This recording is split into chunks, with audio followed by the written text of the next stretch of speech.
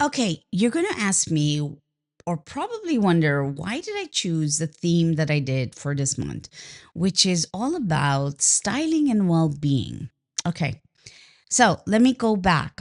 I find this subject very uncomfortable, and I would never ever dream about talking about this to anybody ever until I met my guest for this month's episode. When I had met her, I thought, oh my God, she's so serene. She's so chilled. I wonder what got her into styling. Well, when I sat down and did an interview with her, I felt like I was looking in my mirror and I was taken back in time. Hey everyone, if you are new to this show, welcome. My name is Kirti, and if you haven't yet, subscribe would be a great place, or if better yet, if you want to stay in touch, you want to be part of the conversation, join my Substack, and it's always in the description. Okay, let me crack on with what I was talking about. I was in Curacao for a couple of months and decided I was going to clear up a lot of my old photos and journals. And I came across this one photo that stopped me in my tracks and took me back in time. And it was when I had first got into college, I had met my first friend. It was this guy. And he would pick me up and, because he had a car, he would take me to the station. And we'd always have these best conversations in the car. He was always full of life and he was the kind of person you don't really usually expect as an Indian person, at least in my days and in that time. He was very open minded, he was funny, and he was just unedited. And in that unedited version, he told me, you know what, Kirti, you're always dressing up with these big, baggy clothes. People don't see you. If you want to accelerate in life, you got to dress the part. At that time, I was like, why is he telling me this? And it really annoys me. But years later, I understood. The only sad part is I never told him how much that one moment in time when we were laughing and then he decided to share that with me would play a big role in my life. Now, why is that so sensitive? I need to go even further back in history. When I was 9 years old, at least that's the time period I remember. My uncle who would fly in, and he was a caring guy, and he meant well. But he would always tell me that basically my prospects for marriage would not be so great if I keep being overweight. It's not good for a girl to be this overweight. My career was not defined by being in a financial industry, joining a corporation, or being an engineer. No, mine was defined as getting married and having children. And so you're very aware at the age of 9 that you're now having to be told you're overweight. Your parents don't tell you anything, and you feel like maybe they feel sorry for you and they don't want to say anything.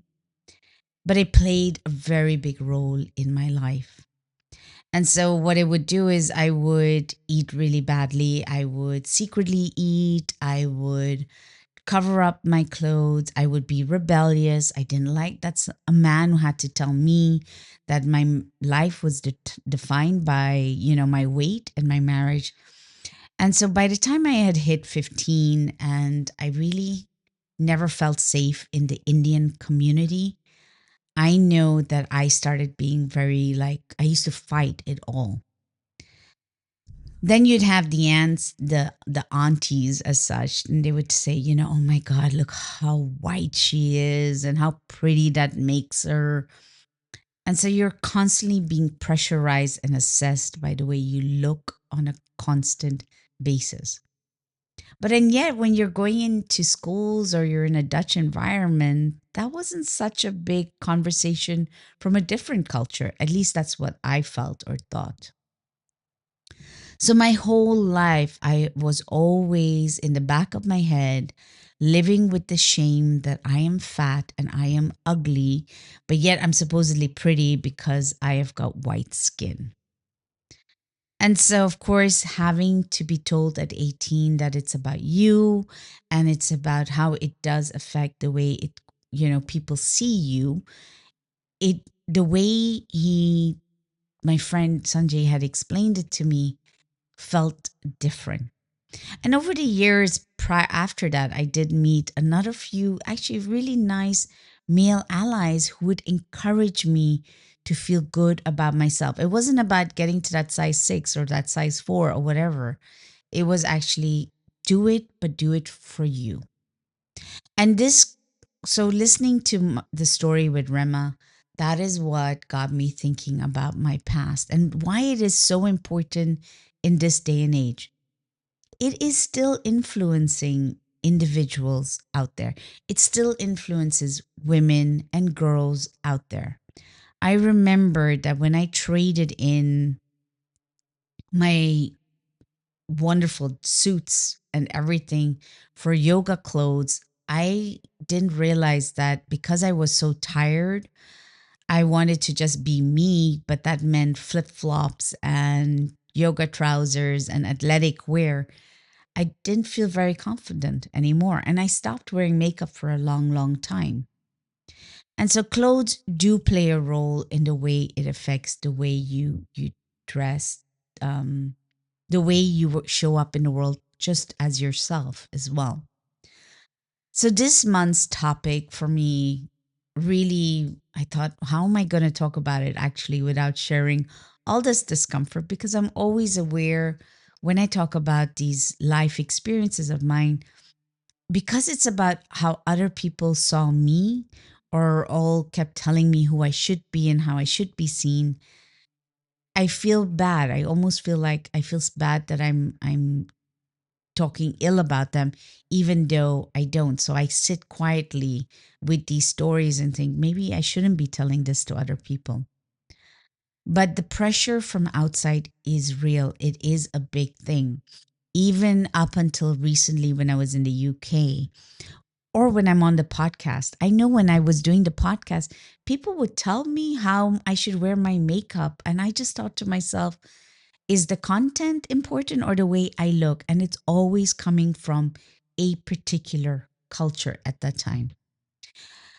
When I was on the stage in the conferences, I'd have to be more professional, or a man would tell me I have to smile more, or women would have something to say like, "Oh, we would never have realized what your story was about because you don't look the part."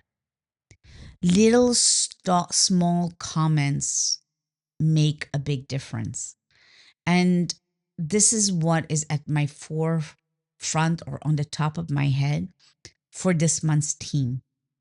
When we go into a working environment, especially for a woman, it's quite tough because you are assessed by how you speak, how you look, how you dress.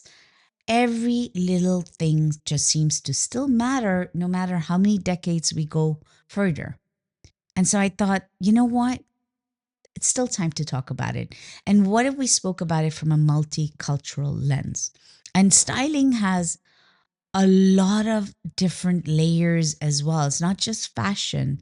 There's so much more that goes on to styling and how it affects our well-being. And so I want to invite you to that conversation, that how something as much as this can impact and influence the way you show up, and what is it reflecting about you from the inside.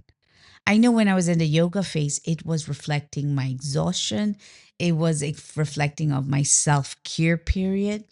And then when I went through the phase of traveling the world and wanting to see different environments, but also get lost and not be judged, I made myself even more invisible. And I wore jeans and a t-shirt and I lived out of one suitcase for a couple of years.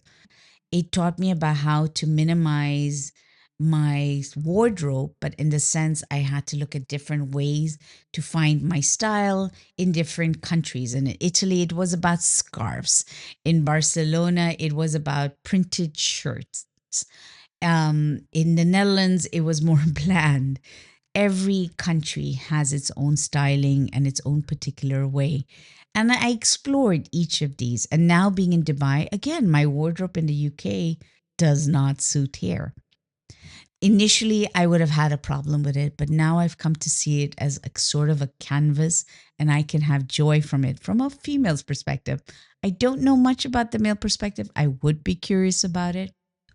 But I think what I'm getting at is styling is important. Styling does have significance on our well being. And I'm not sure how aware we are of it or what we can do about it.